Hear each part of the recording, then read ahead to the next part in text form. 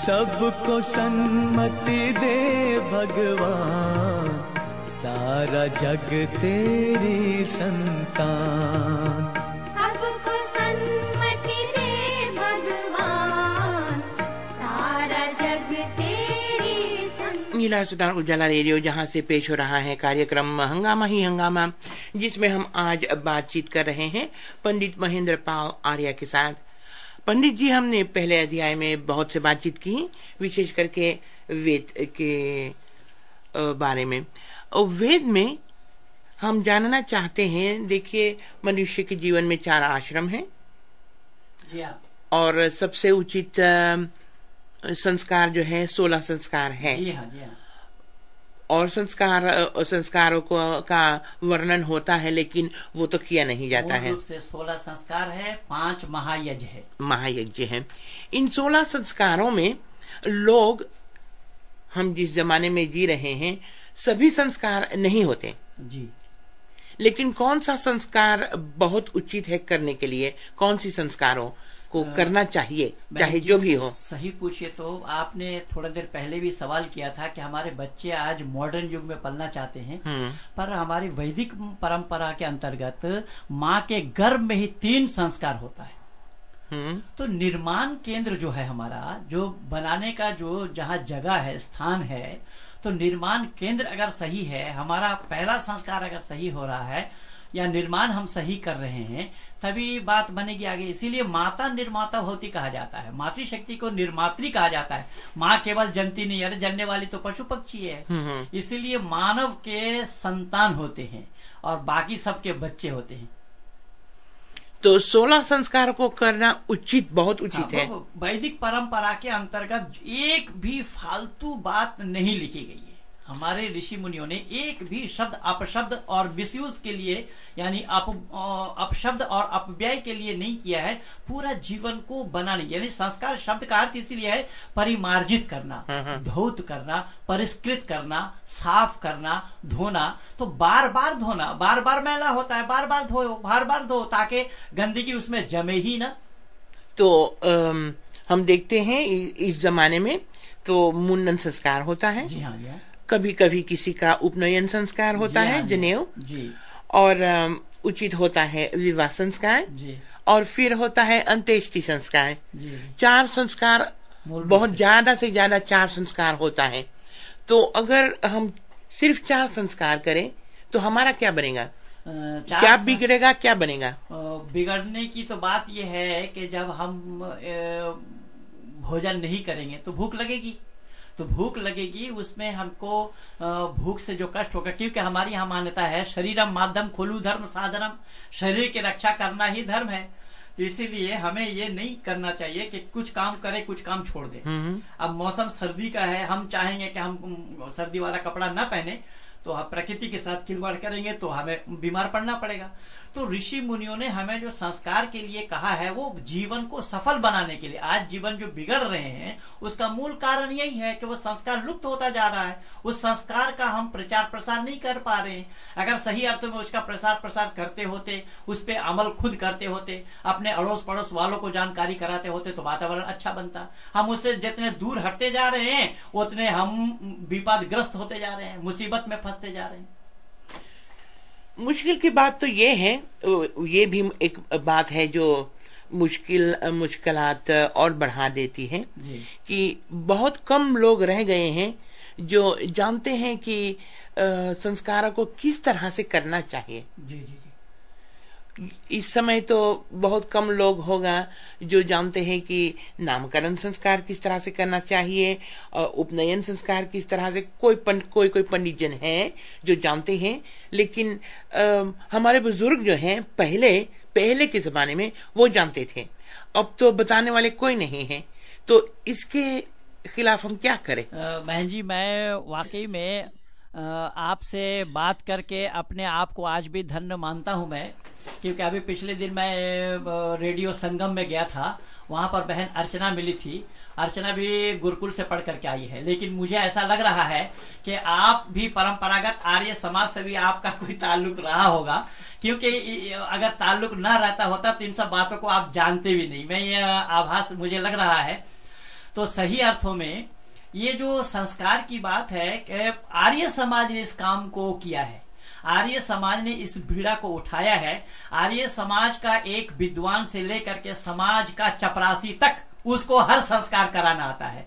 इसीलिए मैं समग्र नीदरलैंड वासियों को आपके माध्यम से ये सूचना देना चाहूंगा कि कोई भी संस्कार अगर कराना हो तो आर्य समाज से अवश्य संबंध करें, आर्य समाज से संपर्क करें, तो आर्य समाज इसकी व्यवस्था करा देंगे। ये समग्र आपके नीदरलैंड में आर्य समाज यत्र तत्र कार्य कर रहे हैं और कई जगह मुझे भी जाना हुआ है, कई जगह मैं भी गया हूं, विद्वानों से मिला हूं। तो विद्वान जन हमारे इस काम को करते हैं, हमारे अधिकारियों तक खबर पहुंचा देंगे, तो हमारे अधिकारी ही प्रबंध करा देंगे आपके घर में। और खूबी की बात यह है कि हमारे संस्कार में उतना खर्चा भी नहीं है, यानी कम खर्च में अच्छा काम, अच्छी चीजों का प्रचार ये केवल आर्य समाज ही करता है। बाकी ये और दुनिया वालों ने आडंबर पाल रखा है। ये उपनयन संस्कार जो है जी, वेद के अनुसार उपनयन संस्कार उस समय किया जाता है जब बालक अपनी बालापन छोड़कर गुरुकुल जाते हैं। जी हाँ, जी हाँ। देखिए तो इसका सही उम्र क्या है? वैसे ही ऋषि दयानंद के विचारों से 8 साल, 10 साल और 12 साल तीनों को निर्धारित किया है। यहाँ तो बच्चे 4 साल पर जाते हैं स्कूल। 4 साल पर जाते हैं, लेकिन 4 साल में उसको उसका होश नहीं होता है, क्योंकि उसमें जो यज्ञोपवीत है वो यज्ञोपवीतम परमम पवित्रम शब्द आया वहां पर। ये यज्ञोपवीत क्या है कि परम पवित्र धागा है। वो धागा क्या है कि ये जीवन बनाने वाली धागा है और हृदय पलट के ऊपर से वो पड़ा हुआ होता है। तो हृदय को स्पर्श करने से ये केवल याद दिलाता है कि ये मानव जीवन में 3 ऋण है। वो धागा 3 है, उसमें आप देखें हर एक धागा में 3-3 तार है। तो मानव जीवन में ये 3 ऋण है, माता पिता का ऋण, आचार्य का ऋण, देवताओं का, ऋषियों का ऋण। तो माता पिता के ऋणों से उऋण होना, आचार्य जो हमारे अध्यापक हैं जिन्होंने हमें ज्ञान कराया है उन अध्यापक के ऋणों से उऋण होना, और जिन देवताओं के माध्यम से अर्थात जिन ऋषियों के माध्यम से हमने ये धरोहर वेद ज्ञान को पाया है उनके ऋषियों के ऋण से उऋण होना। तो ऋण से उऋण होने का मतलब जब हृदय पलट से पड़ा हुआ होता है तो हृदय को स्पर्श करने से या शरीर को स्पर्श करने से हमें ये याद आता है कि हमने इसको क्यों पहना। जैसे उदाहरण के रूप में कोई स्नान करके आए और बाल में कंघा लगा रहे हो तो एक बाल झड़ करके शरीर में गिरता है तो हमें एहसास होता है कि बाल गिरा हुआ है, उसको निकालते हैं। तो बाल गिरने से जब एहसास होता है तो इतना बड़ा धागा जो हम अपने शरीर के अंदर में डाले हुए हैं तो क्या हमें एहसास नहीं होगा? लेकिन इसमें तो वो धागा जो है वो हमारे धर्म का एहसास दिलाता है। बिल्कुल, ये 3 ऋण से उऋण होने के लिए ये महज ये द्योतक है, उसका चिन्ह है, परिचायक है। और एक बात मैं आपको और कह दूं तो शायद आपको अच्छा ना लगे, लेकिन फिर भी मैं कह ही देता हूं, वो ये है कि हम वाकई में नाम से अपने को हिंदू या आर्य कहते हैं। जब हमारे पास शिखा नहीं है, चोटी नहीं है, हमारे पास जनेऊ नहीं है, तो हम काहे के हिंदू हैं, काहे के आर्य हैं? दूसरे संप्रदाय वाले तो चिन्हित होते हैं, वो आप उनको देख करके पहचाना जाता है, पर हमें हमारा कोई पहचान नहीं है। हम सैलून में छोड़ आते हैं अपना ये शिखा और जनेऊ हम पहनते नहीं है। तो कम से कम अपने संस्कृति को पकड़ करके रखने के लिए तो इसका घर घर प्रचार होना ही चाहिए। वो तो है। ये नामकरण संस्कार जो होता है जी, नामकरण संस्कार करना क्यों उचित है? नामकरण संस्कार तो इसलिए चाहिए कि नाम के बिना बात बनती नहीं है, नाम के बिना काम नहीं होता है, कि नाम अच्छा से अच्छा नाम धरा जाता है। वैदिक संस्कृति के अनुसार आज तक आप देखेंगे कोई भी हिंदू घराने में माता पिता अपने बेटे का नाम रावण नहीं रखते, क्योंकि रावण नाम जो है वो एक दुष्ट प्रवृत्ति का नाम है। रावण वो तो बड़ा शिव भक्त था, शिव भक्त था, 4 वेद का जिज्ञाता था, 6 दर्शन के वो जानते थे, लेकिन जब अमल नहीं किया तो भला अमल न करने से उन जानना ना जाना दोनों बराबर है। इसीलिए अरबी जुबान में कहावत है कि अल इल्म बिला अमलिन कशजर बिला मतरिन। अरबी में कहा गया है कि इल्म तो है, विद्या तो है, लेकिन उस पर अमल नहीं करता। उसका मिसाल ऐसा है जैसा पेड़ है मेवे का, लेकिन उसमें फल नहीं, तो उस पेड़ से क्या फायदा है? तो यहाँ पर भी बात वही है कि रावण जानता तो था लेकिन अमल नहीं किया। अमल न करने के कारण जो दुष्ट प्रचार किया है उस एक दुष्ट प्रवृत्ति का ही नाम रावण है। रावण व्यक्ति विशेष का नाम है, दुष्प्रवृत्ति का, दुष्आचरण का नाम रावण है। इसीलिए मर्यादा पुरुषोत्तम राम ने इन सब बातों को सामने रख करके उन्होंने भी बड़ा ताकीद किया है। इसीलिए नाम अच्छा से अच्छा चुन करके रखना चाहिए। तो ऋषि दयानंद की जीवनी को जब हम पढ़ते हैं तो वहां पर भी हमें पता लगता है कि स्वामी जी ने एक आदमी से पूछा कि भैया आपका नाम क्या है, तो उसने कहा कूड़ामल। तो स्वामी जी ने कहा, अरे कूड़ा ही बहुत था, तुमने कूड़ा में भी मल लगा दिया। अच्छा, तो ये 16 संस्कार की बात हुई।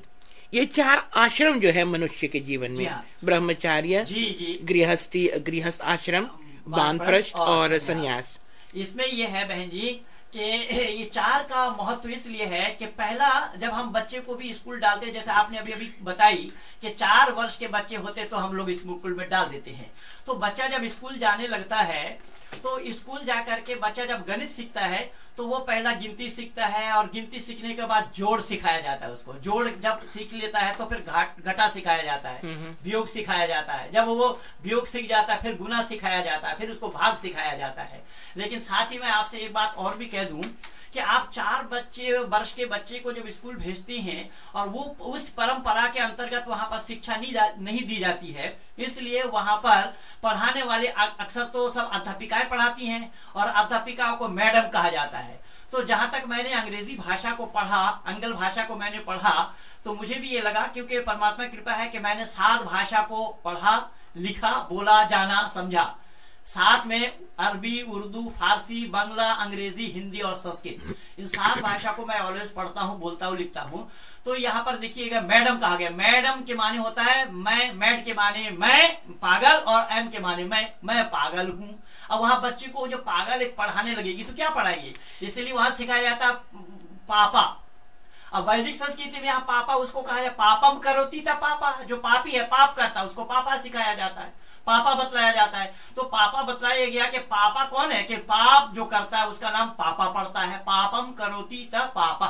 और पिता, पिता पालयती था पिता, जो पालन करने वाला वो पिता है, पालने वाला पिता है। इसीलिए जो जोड़ सिखाया गया, तो मानव जीवन में पहला जोड़ है 25 वर्ष वाली जो आयु है, 25 वर्ष में जोड़, विद्या को जोड़ो, शरीर को बलिष्ठ रखने के लिए शारीरिक तत्वों को जोड़ो, तो जोड़ है। और जोड़ हो जाने के बाद जब 26वां वर्ष में लगे तो फौरन वियोग होता है, गृहस्थी में वियोग आता है। जो हम विद्या जानते हैं अपने बच्चों को देते हैं तो उससे कट जाती है, वह वियोग होता है। और साथ साथ हमने जो शरीर को बलिष्ठ रखने के लिए जोड़ा था वो सारा वियोग होता है। तो जोड़ सीखने के बाद यहाँ वियोग सिखाया गया। अब वियोग के बाद वैदिक संस्कृति के आधार पर ऋषि मुनियों ने कहा कि जब तुम 51 वर्ष में लगो, 25 साल तुम्हारा ब्रह्मचर्य आश्रम का रहा और 50 तक तुम्हारा गृहस्थ का रहा, जब 51 में लगते हो तो जितना तुमने जोड़ा था उसमें से तुमने घटाया है, अब जो बचा हुआ है उसका गुना करो। तो गुना करने से उसकी वृद्धि हो जाएगी। और वो गुना कैसे, कि कुछ समय परिवार में रहो, कुछ समय लोगों में रहो, कुछ समय जंगल में विचरण करो, कुछ समय घर से बाहर रह करके ईश्वर ध्यान में मग्न रहो, ईश्वर चिंतन करो, अपने जीवन को सफल बनाओ। तो जो वियोग करके जितना ज्ञान बचा हुआ था उसका गुना हो जाएगा यहाँ पर। अब जब गुना हो जाए तो फिर जो सन्यास आश्रम है, 76वां वर्ष जो आया है, वहां पर अपने पास मत रखो, भाग लगाओ, बांटो। लेकिन बहन जी मैं साथ साथ एक बात आपको और भी बता दूं, वो केवल आपके यहाँ नहीं, हमारे भारत में भी सन्यासी ऐसे हैं कि एक गृहस्थी के पास उतना बैंक बैलेंस नहीं है जितना कि उस सन्यासी के पास है। तो ये भी सन्यास आश्रम के नाम पर बिल्कुल धोखा हो रहा है। सन्यास आश्रम को ये लोग बदनाम कर रहे हैं। इसीलिए सन्यास आश्रम में भाग है, भाग माने बांटो, बांटना। अपने पास कुछ न रखो, समाज को दो, मानव मात्र का कल्याण करो, मानव मात्र का चहुमुखी विकास जिसमें हो वो करो। पंच जनामम होत्रम जुशुद्धम, ये वेद को विश्व के जन जन तक पहुंचाने का प्रयास करो। तो सन्यास आश्रम तो परमात्मा के डायरेक्ट प्रतिनिधि होते हैं। लेकिन एक बात मैं आपसे और निवेदन कर दूं कि जो परमात्मा के डायरेक्ट प्रतिनिधि होते हैं सन्यासी, गृहस्थी, वानप्रस्थी और ब्रह्मचारी से इतना महत्व नहीं है उस आश्रम का जितना कि सन्यासी है। सभी लोग चाहते हैं कि सन्यासी ज्ञान का भंडार होंगे, उनसे हम अपने मसले का हल कराएं। तो सन्यासी को तो डायरेक्ट परमात्मा का प्रतिनिधि माना जाता है। लेकिन समय के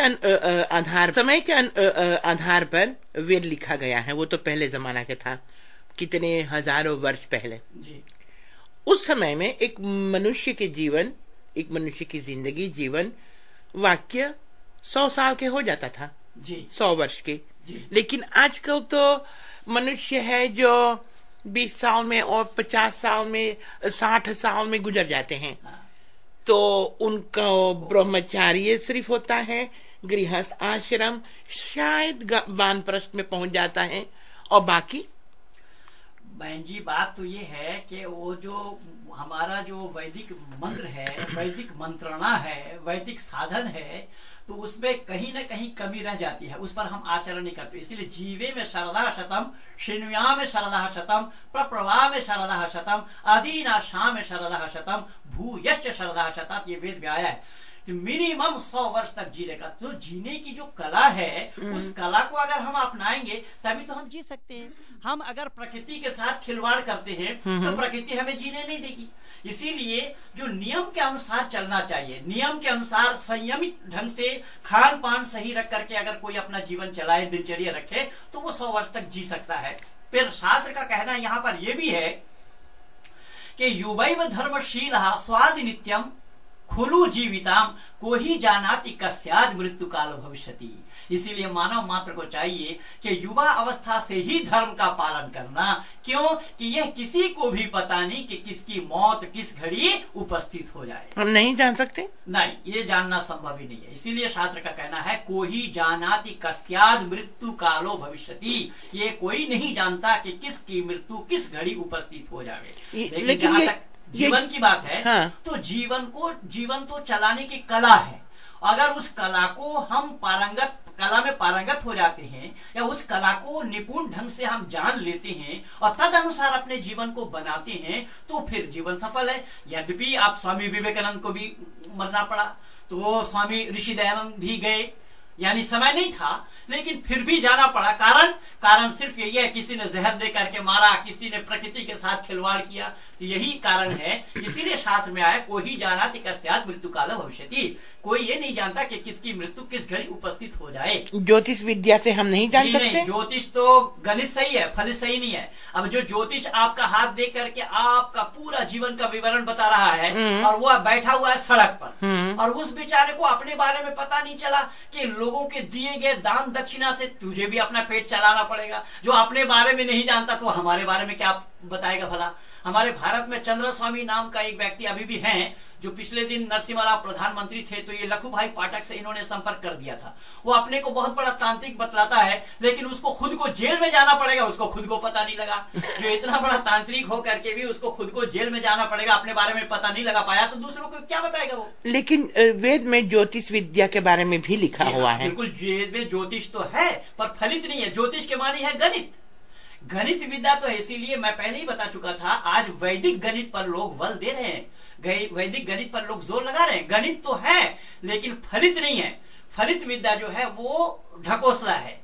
यानी फिर मैं निवेदन कर रहा हूं कि जो एक एस्ट्रोलॉजर है, जैसा अगर थोड़ा लंबा हो जाएगा, मैं आपको एक बात और बता दूं। पिछले दिन जब हमारे भारत के प्रधानमंत्री राजीव गांधी थे, तो एक ज्योतिष के पास वो गए थे, और उनका नाम था देवराहा बाबा। वो अपने आप में वो महापुरुष भी कहलाते थे, एक गुरु थे वो।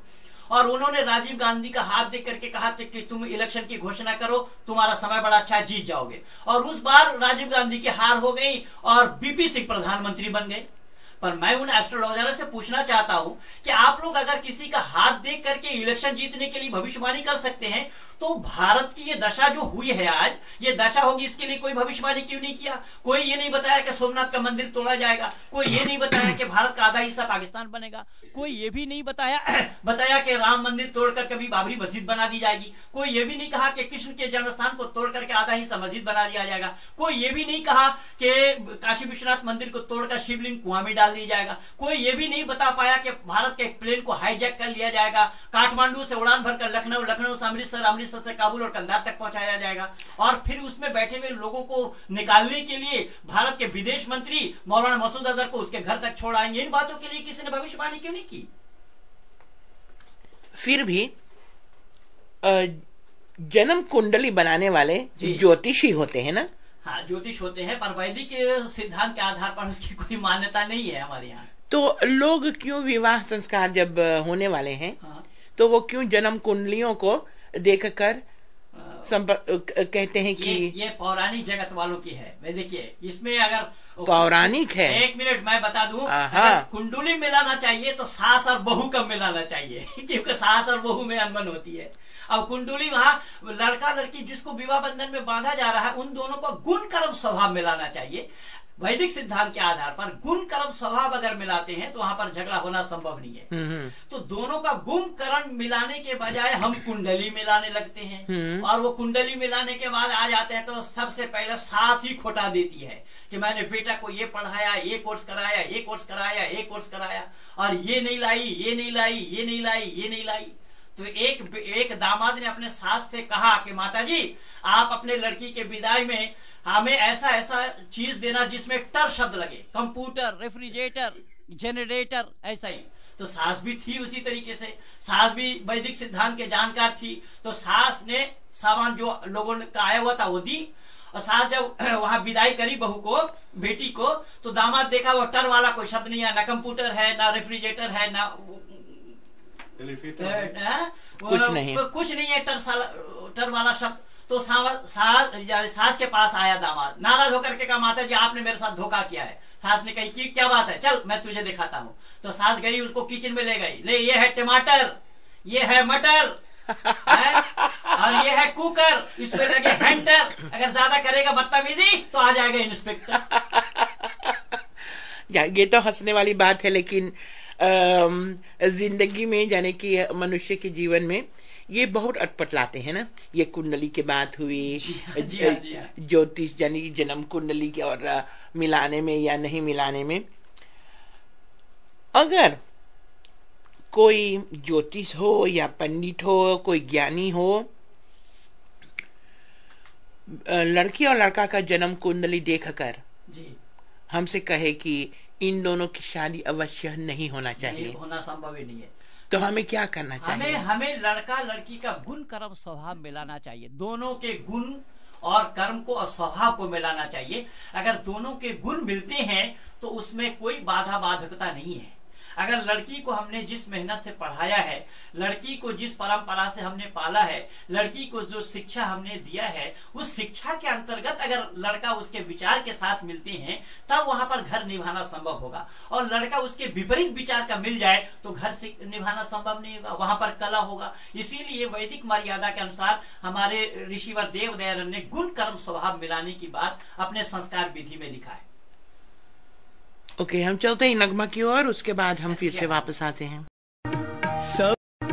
सबको सन्मति दे भगवान, सारा जग तेरी संतान।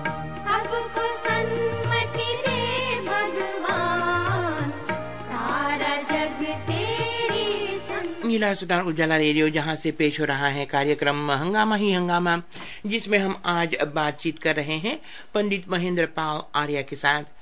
पंडित जी, हमने पहले अध्याय में बहुत से बातचीत की, विशेष करके वेद के बारे में। और वेद में हम जानना चाहते हैं, देखिए मनुष्य के जीवन में 4 आश्रम हैं और सबसे उचित संस्कार जो है 16 संस्कार है। जी हाँ, जी हाँ।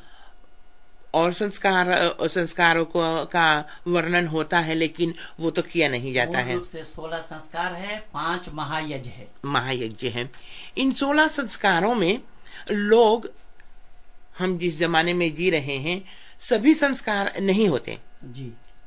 लेकिन कौन सा संस्कार बहुत उचित है करने के लिए, कौन सी संस्कारों को करना चाहिए, चाहे जो भी हो? सही पूछिए तो आपने थोड़ा देर पहले भी सवाल किया था कि हमारे बच्चे आज मॉडर्न युग में पलना चाहते हैं, पर हमारी वैदिक परंपरा के अंतर्गत माँ के गर्भ में ही 3 संस्कार होता है। तो निर्माण केंद्र जो है हमारा, जो बनाने का जो जहाँ जगह है, स्थान है, तो निर्माण केंद्र अगर सही है, हमारा पहला संस्कार अगर सही हो रहा है या निर्माण हम सही कर रहे हैं, तभी बात बनेगी आगे। इसीलिए माता निर्माता होती कहा जाता है, मातृशक्ति को निर्मात्री कहा जाता है। माँ केवल जनती नहीं है, जनने वाली तो पशु पक्षी है। इसीलिए मानव के संतान होते हैं और बाकी सबके बच्चे होते हैं। तो 16 संस्कार को करना उचित, बहुत उचित है। वैदिक परंपरा के अंतर्गत एक भी फालतू बात नहीं लिखी गई है। हमारे ऋषि मुनियों ने एक भी शब्द अपशब्द और मिसयूज के लिए यानी अपशब्द और अपव्यय के लिए नहीं किया है।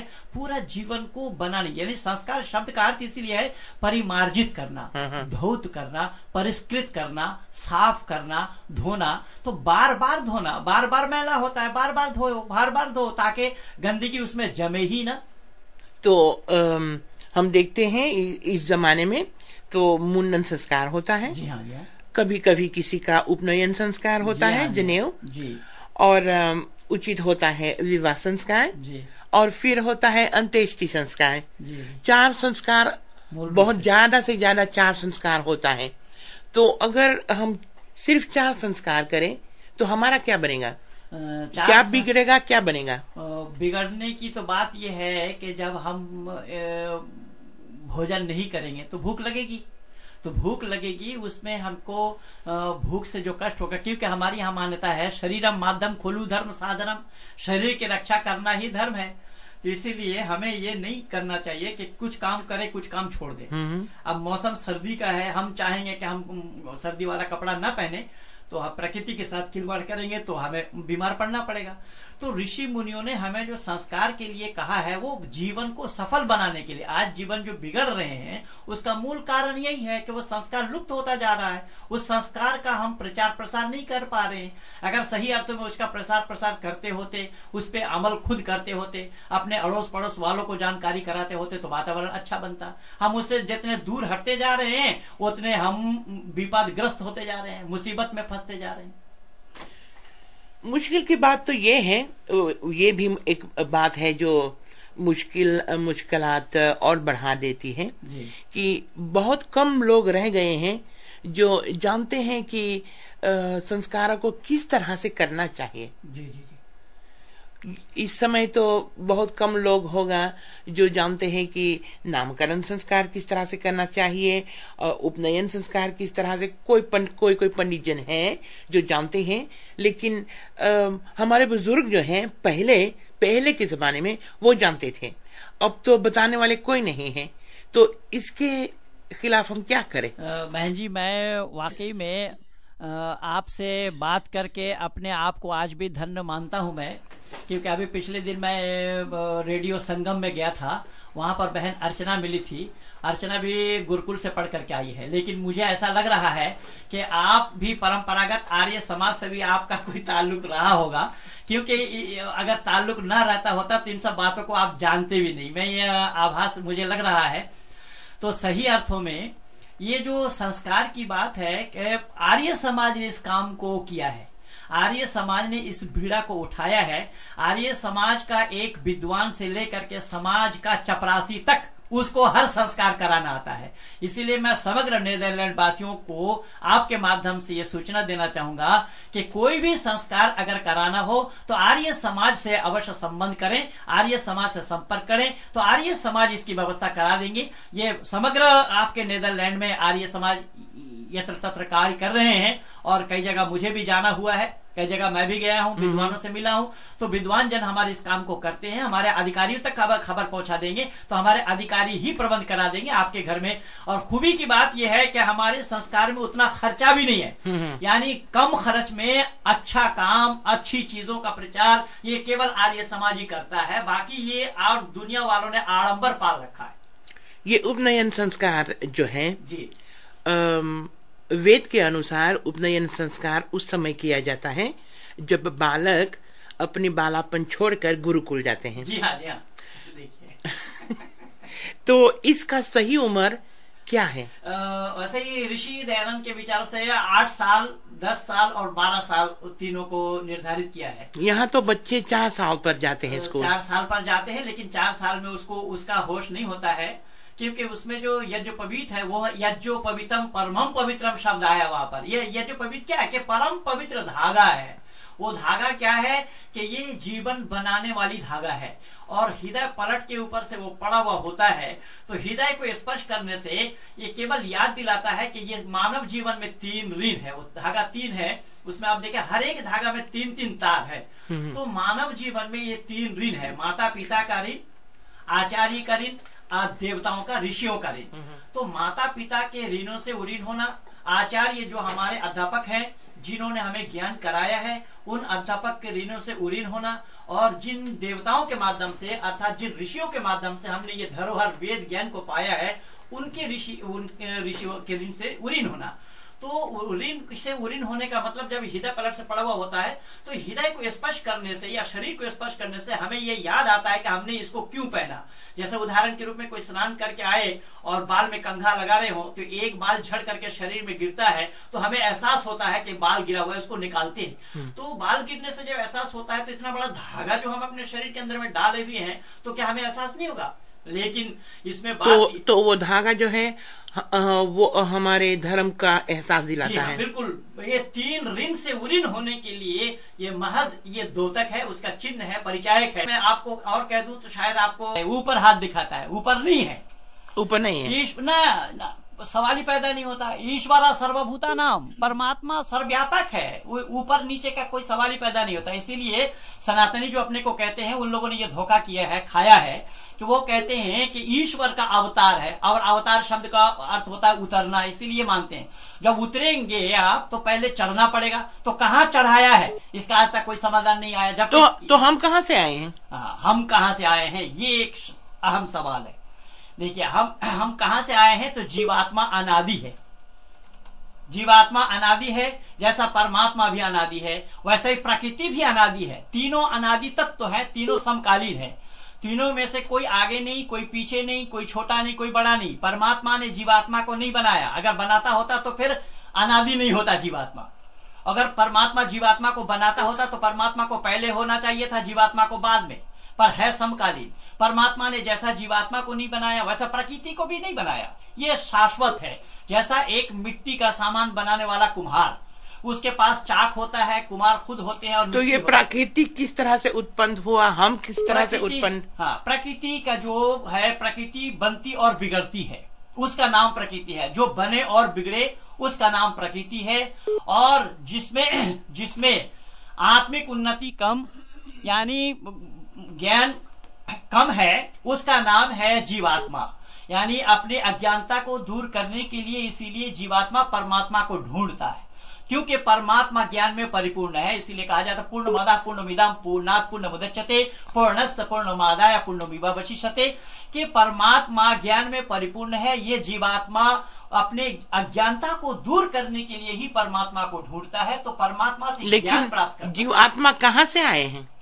जीवात्मा अनादि है, मैं बता रहा हूँ। अच्छा, अनादि माने बना हुआ नहीं है, शाश्वत है। सदा सदा के लिए है, सदा सदा के लिए रहेगा। लेकिन हमारा मृत्यु होता है, हमारा जीव, ये जो शरीर है, मृत्यु तो हम उसको कहते हैं ना कि शरीर से आत्मा निकल जाने का नाम मृत्यु है। तो वो आत्मा किधर जाता है? आत्मा मरती थोड़ी है, आत्मा तो अमर है। कहाँ जाता है? आत्मा ईश्वर की व्यवस्था के अनुसार दूसरा जन्म लेता है।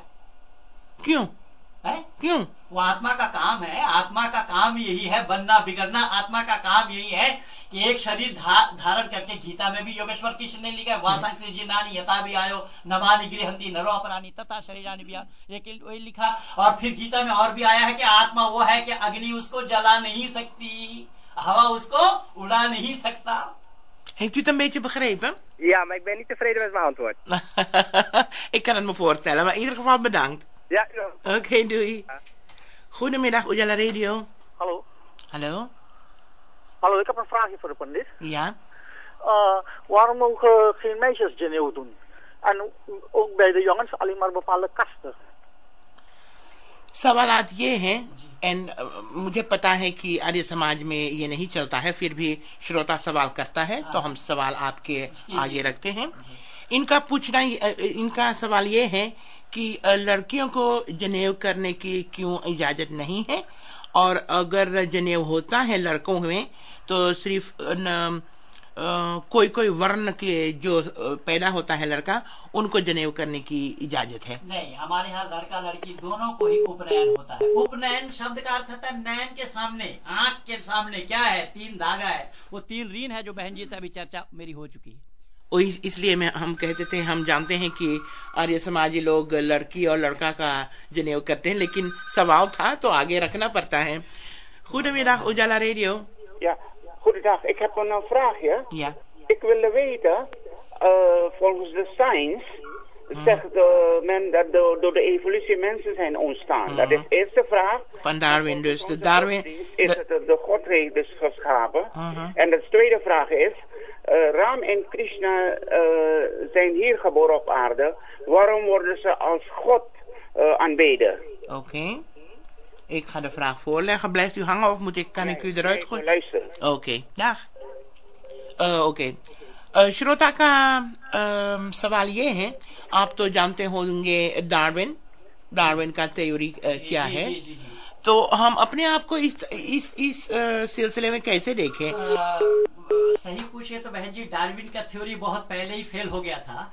जो ईश्वर मानव बनाने में असमर्थ हो तब उसको बंदर से ट्रांसफर करना पड़ेगा। और वो डार्विन ने केवल बंदर से नहीं, पहले तो अमीबा बनाया, मेढक बनाया, फिर उसके बाद आहिस्ता आहिस्ता गया। तो आज तो बंदर है, आज कोई बंदर आदमी नहीं बना और कोई आदमी बंदर नहीं बन रहा है। मेढक है, मेढक भी कोई बंदर नहीं बन रहा है और ना कोई बंदर मेढक बना। तो डार्विन का थ्योरी बहुत पहले फेल हो गया है। उसकी कोई मान्यता न भारत में है और न विश्व के आंगन में आज कोई पूछ रहा है उसे। अच्छा, और श्रोता का दूसरा सवाल था, ये जो राम और कृष्ण भगवान, हाँ, वो उन्होंने जन्म लिया है, इस धरती पर उन्होंने जन्म लिया है, फिर हम उन्हें भगवान क्यों कहते हैं? भगवान शब्द का अर्थ है भाग्यवान, भगवान का अपभ्रंश है भगवान। भगवान का अर्थ होता है ऐश्वर्यशाली, ऐश्वर्य युक्त। तो विश्व के आंगन में मैं दावा के साथ कहूंगा, समग्र विश्व में, वो चाहे वो भारत में हो चाहे आज विश्व के किसी कोने में हो, ये दो महापुरुष ही ऐसे महापुरुष हुए हैं कि जिन्होंने हमेशा हमेशा पूरा जिंदगी भर दुष्टों के साथ उन्होंने संग्राम किया है। और उन दो महापुरुषों में सबसे पहला नाम मर्यादा पुरुषोत्तम राम और दूसरा नाम योगेश्वर कृष्ण। इसलिए हमारे यहाँ पर योगेश्वर बताया गया, योगों के ईश्वर बताया गया, योगेश्वर कृष्ण। और दयानंद ने तो आप्त पुरुष लिखा है। आप्त पुरुष माने कि जिन्होंने जिंदगी में अपनी कोई गलत कदम न उठाया हो। लेकिन मैं साथ साथ अपने श्रोतागणों को यह भी बता दूं कि जो अपने को सनातनी कह रहे हैं, ऐसे कृष्ण को माखन चोर कहने में भी संकोच नहीं कर रहे हैं, महिलाओं का कपड़ा लेकर पेड़ पर चढ़ाने में भी संकोच नहीं कर रहे हैं। अच्छा, हम चलते हैं दूसरे सवाल की ओर। Goedemiddag Ujala Radio. Ja, ik heb een klein vraagje. Ja. Ik wil weten wat er goddelijk jaar is en wat een menselijk jaar is. En wat zegt de Veda over goddelijk jaar en menselijk jaar? Okay. Ik leg neer en dan luister ik. Is goed. श्रोता का सवाल ये है कि वेद अनुसार एक मनुष्य का वर्ष क्या होता है और ईश्वर वर्ष क्या होता है, कितना होता है? वेद के अनुसार ही ईश्वर वर्ष है, क्योंकि वेद ही परमात्मा की वाणी है। यथे माम वाचम कल्याणी मां बदानी जनेभ्य। तो कल्याणी वाणी मानव मात्र के कल्याण के लिए है। मानव अपने ढंग से क्या वर्ष बनाएगा? परमात्मा वो तो शाश्वत है। तो सृष्टि सम्मत जो हमारा है, वो सृष्टि सम्मत की गिनती केवल हमारे आर्य समाज में है, उसको और नहीं लेते लोग। जो एक नियर अबाउट 2 अरब वर्ष माना जाता है। 1 अरब 97,29,49,000 कुछ है। ये वैदिक गणना कितना? 1 अरब 29,49,000 कुछ वर्ष है। ये वेद के अनुसार है। इसीलिए मैं एक बात और बता दूं कि जब हम कभी कोई संस्कार कराते हैं तो वहां पर हमें संकल्प पढ़ना पड़ता है। ओम तत्सत आ ब्रह्मणो द्वितीय परणाब्दे वैवस्वत मन्वंतरे जम्बू द्वीपे भारत खंडे आर्यवर्त अंतर्गते। वहां पर इन सब बातों को, वहां पर दिन की गणना हमारा वहीं से ही हो रहा है। इसीलिए हम तो रोजाना दिन गिनते हैं। तो सृष्टि की आयु विश्व के आंगन में वेद को छोड़ करके कोई किताब वाला नहीं जानता। कोई नहीं जानता। कोई नहीं जानता। अच्छा, हम अभी इस सवाल पर अभी हम बिल्कुल कुछ पूछेंगे, लेकिन बंदा हाजिर है। हाँ Goedemiddag. Oké. Goedemiddag Ujala Radio. Goedemiddag. Ik wilde even een kleine opmerking maken naar aanleiding van deze uitzending. Ja. Ik kan me voor een heel groot deel wel vinden in wat deze meneer allemaal zegt. Ja. Voor een ander deel, en dat is ook voor een heel groot deel, vind ik het jammer dat het zo fundamentalistisch en zo extreem overkomt. Het komt extreem over. Ja, met daarbij zeker een kritische houding naar de Sanatan Dharma toe. Dat vind ik jammer dat zo op de radio wordt gebracht. Ja. Ik denk, als iemand de Arische Maat wil promoten, natuurlijk prima, Ja, moet precies. hij vooral doen. En dat Ujala Radio dat ook ondersteunt of faciliteert, helemaal mooi. Maar laat een ander in zijn waarde en Ja, vertel ik heb wat zijn eigen overtuiging is. Ik weet wat u bedoelt. Ik heb de meneer ook net eventjes duidelijk gemaakt dat dat niet de bedoeling is. Ja, nee, maar zo komt het wel bij mij en ik denk ook wel bij andere luisteraars over. Het zal niet meer gebeuren. Het is hij is erop geattendeerd. Oké, ik heb nog wel een vraag trouwens. Ja? Ik ben al een hele tijd op zoek naar de namen van de ouders van Swami Dayanand. Ik hoop dat deze meneer dat kan vertellen. Ouders, oké. We gaan het hem vragen. Goed, bedankt. Dag. Ja. ये श्रोता जानना चाहते हैं कि स्वामी दयानंद जो था उनके माता पिता का नाम क्या था? माता पिता का नाम करशनजी तिवारी और माँ का नाम Ambabai. Oké, kort en duidelijk. Ik hoop dat u ermee geholpen bent, meneer. Goedemiddag, Ujala Radio. Goedemiddag, mevrouw. मैं देना चाहता हूँ सब लोगों को, जिन लोगों ने ये सवाल सुने हैं, पंडित साहब की बातें सुनी हैं. जी. एक इंडिया के बहुत बड़े स्कॉलर हैं. उनका मैं एक जो कंप्यूटर पे है www.irf.net, अगर लोगों ने और भी कुछ बहुत सारा जानना है तो उस पर मजहबों के बारे में मैं अपने आपसे बता देता हूँ भाई साहब. डॉक्टर जाकिर नाइक को पूछ लीजिएगा. इस नाम से डॉक्टर जाकिर नाइक वाकिफ है. IRF जो आपने बताया है जी, मैं उससे बहुत पहले से वाकिफ हूँ. डॉक्टर जाकिर नाइक से पूछ लीजिएगा कि पंडित महेंद्र पाल आर्य को आप जानते हैं क्या? जी, तो भारत में उनके साथ संपर्क होता रहता है. 56/58 टेंडल स्ट्रीट, डोंगरी, बम्बई में रहते हो. बिल्कुल सही बात. Okay, thank you very much. Bye bye. Bye, thanks. अच्छा, तो अभी कुछ बात हुआ था तो हमने कहा था कि हम आपसे कुछ सवाल करेंगे. एक सवाल करेंगे. जी हाँ. ये साइंस के बारे में जी. वेदों में क्या लिखा हुआ है? बहन जी सही पूछे तो वेद माने साइंस है. साइंस है. हाँ. अच्छा, तो कुछ दिन हुए हमने अखबार में पढ़े हैं कि ये जो सब कहते हैं कि हमारी धरती जो है वो घूमता ना है. जी. उनके घूमने से हमारा दिन जो है वो 24 घंटे के होते हैं. और साइंस लोगों ने ये पाया है गिनते हुए क्या. अच्छा, तो साइंस कहता है कि कुछ दिनों के बाद, शायद 100, 300, 500 वर्ष के बाद, हमारा दिन जो है वो 24 घंटे के नहीं रहेगा बल्कि और लंबा हो जाएगा, क्योंकि धरती जो घूमता है और धीरे धीरे घूमेगा. इस वेद इसके बारे में कुछ कहता है? बहन जी मैं आपको ये स्पष्ट कर दूं. यद्यपि मैं स्पष्ट क्या करूंगा, मैं तो अपने को धन्य माना है आपके साथ बैठ करके. आप भी जान रही है इस बात को. तो वेद के माने जो है वो ज्ञान है, और साइंस उसी को कहता है, उसी को कहा जाता है कि उस ज्ञान को जो बढ़ावे, वृद्धि करे, ज्ञान का जो री हो, उसका नाम साइंस है.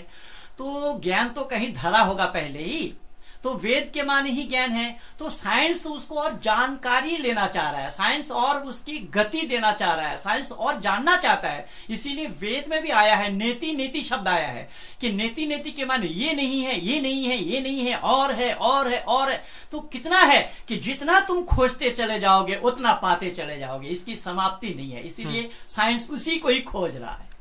तो ये बात सत्य हो सकता है. जी हाँ. एक सवाल हम और करना चाहते हैं. बातचीत में सवालें ऊपर आ जाते हैं. आपने वेद का ज्ञान लिया है, बाइबल, कुरान, ग्रंथों का, शास्त्रों का भी लिया होगा. जी हाँ. तो आप विश्वामित्रा, आपको तो जाना पहचाना नाम होगा, महर्षि जी. विश्वामित्र. विश्वामित्र ने अहंकार में आकर कहते हैं कि दूसरा स्वर्ग बनाया था. वो हमारे वैदिक मान्यता के अनुसार वो संभव नहीं है. पहले तो मैं ये जानता वेद में इसके बारे में पहले लेकिन सवाल जानते हो क्या है? पहले जमाने में ये साइंस लोग कहते हैं ये जो मेलकवेख, दूध की नदी बहती थी, नदी जो बहती है जी. एक ही है. कहते हैं कि एक ही है. सितारे इतने हैं, प्लैनेट्स इतने हैं, लेकिन धीरे धीरे जानकारी मिलता है कि प्लैनेट्स और हैं. मेलकवेह, ये दूध की धारा जो है, एक और पाया गया है. सितारे रोज नए सितारे दिखने को मिलता है, तो क्या ये विश्वामित्र के बाद सच नहीं हो सकता? ऐसा है, इसको जानकारी लेना बड़ा जरूरी होगा कि स्वर्ग किसको कहा गया है। स्वर्ग के माने है सुख विशेष। अच्छा, कहिए यूनिवर्सम। हाँ। एक और यूनिवर्सम कहते हैं महर्षि विश्वामित्र ने बनाया था, और ये साइंस की बातें पढ़ते पढ़ते हमारे ख्याल में आया कि अच्छा, तो हो सकता है कि सचमुच महर्षि विश्वामित्र ने एक दूसरा यूनिवर्स बनाया था। हाँ, तो स्वर्ग के माने सुख विशेष है, चाहे इस दुनिया में हो चाहे जहाँ कहीं भी आप जाएंगे, तो अगर वहाँ सुख शांति चैन और अमन है वो स्वर्ग कहलाएगा। चाहे वो आप यहाँ बनावे, अपने कार्यालय को बनावे या घर को बनावे। पर परेशानी की बात यह है कि लोगों ने इसको अपने अपने हिसाब से अलग अलग माना है। वो मौत की बाद वाली जिंदगी में माना है स्वर्ग और नरक को। तो मौत के बाद वाली जिंदगी में स्वर्ग और नरक नहीं है। स्वर्ग और नरक है तो इसी धरती पर ही है। इसीलिए बांग्ला भाषा के एक शायर ने बड़ा ही सुंदर लिखा, इत्तेफाक से वो इस्लाम के नुमाइंदा ठहरे। उन्होंने लिखा, কোথায় স্বর্গ কোথায় নরক কে বলে তা বহুদূর, মানুষের মাঝেই স্বর্গ নরক মানুষেতে सुरासुर। शेख फजलुल करीम नाम है उस कवि का। वो कवि बतला रहे हैं कि कौन कहता है स्वर्ग दूर में है, कौन कहता है नरक दूर में है। स्वर्ग और नरक तो हमारी इस मानव समाज में ही है। तो आत्मा, मेरी मृत्यु जब होगा तो मेरी आत्मा कहाँ जाती है? तो मृत्यु के बाद भी ऐसा है, आप बताए ना कि रात के बाद क्या होता है, रात के बाद दिन होता है, दिन के बाद रात होता है। कहाँ जाती है आत्मा? आत्मा अपने कर्मों के अनुसार जन्म लेती है। नहीं तो स्वर्ग चली जाती है। अब स्वर्ग नहीं, आपको जहाँ भेजना हो भेज दीजिए, हमें आपत्ति नहीं है, लेकिन जन्म के बाद मृत्यु ये शाश्वत है। तो आप इंद्र की सभा में आप विश्वास नहीं करते? हाँ नहीं, बिल्कुल क्यों विश्वास नहीं करते। लोगों ने जानकारी लेने का प्रयास नहीं किया। परियों की दुनिया में इंद्र को लोगों ने नहीं जाना। इंद्र नाम परमात्मा का है। हाँ। जब वो वर्षा करता है तब उसका नाम इंद्र, जैसा मैंने रुद्र कहा था ना। हाँ। रुद्र माने रुलाने वाला। हाँ, लेकिन तो वो परमात्मा जब जब जिस कार्य को अंजाम देते हैं तब तब उस नाम से उसको पुकारा जाता है। वैसा छोटा एक उदाहरण मैं और दूं।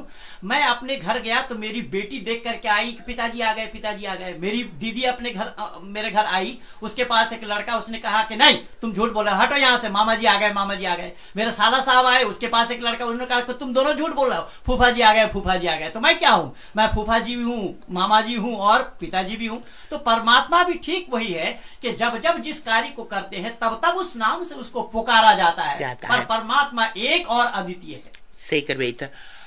वेदों में परियों की बात लिखी गई है।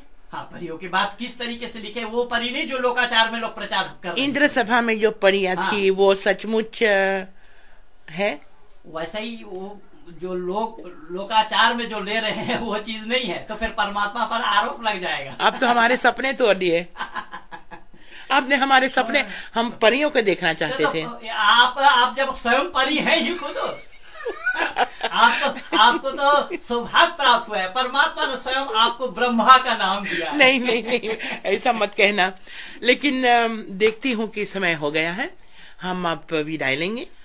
तो मैं बहन जी से विदाई लेते लेते मैं ये भी कह दूं, अभी एक भाई साहब का फोन आया था, उन्होंने डॉक्टर जाकिर नाइक का नाम तो नहीं लिया, वो IRF लिया है। तो मैं जान गया हूँ IRF किसका है। तो उनसे हमारा आज से नहीं अपितु 4 साल से निरंतर संपर्क बना हुआ है, और उसका 4 सवाल आया मेरे पास लिख करके, और मैं 4 सवालों का लिखित जवाब दिया। मैं एक सवाल भेजा है, एक सवाल का जवाब 3 साल से नहीं आया, मैं के 26 रिमाइंडर दे चुका हूं। इसीलिए मैं अपने नेदरलैंड वासियों के श्रोतागणों से ये भी निवेदन करूंगा कि मेरे यहाँ पर दिए गए वक्तव्य में किसी कोई शक हो, शुबा हो, संदेह हो तो अवश्य मेरे साथ संपर्क करें, और रेडियो स्टेशन को परेशान न करें। आप लोगों को बहुत बहुत धन्यवाद।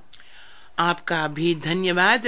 अगर पंडित जी ने कुछ गलत कहा होगा या तो कुछ कहा होगा जो आपको नहीं पसंद आया होगा, तो उसके लिए हम उनकी तरफ से माफी चाहते हैं। कार्यक्रम हमने बनाए आपको जानकारी देने के लिए। हम कार्यक्रम बनाते नहीं हैं किसी को किसी के बारे में कुछ बुरी बात कहने के लिए। फिर भी अगर भूल से कुछ बात हो गई होगी तो हमें माफ कर देना। पंडित जी, आपको स्टूडियो में आने के लिए हम बहुत बहुत धन्यवाद है, आभारी हैं। धन्यवाद तो आपका है, साथ साथ आप सब आपके व्यवस्थापकों का है कि जिन्होंने आग्रह पूर्वक मुझे अपने शरण में, अपने सानिध्य में बैठने का सौभाग्य प्राप्त कराया है। मैं जिंदगी भर ऋणी रहूंगा आप लोगों का। Thank you. सबको सन्मति दे भगवान, सारा जग तेरी संतान। सबको सन्मति दे भगवान, सारा जग तेरी संतान। नीला सुल्तान उजाला रेडियो, जहां से पेश हो रहा है कार्यक्रम हंगामा ही हंगामा, जिसमें हम आज बातचीत कर रहे हैं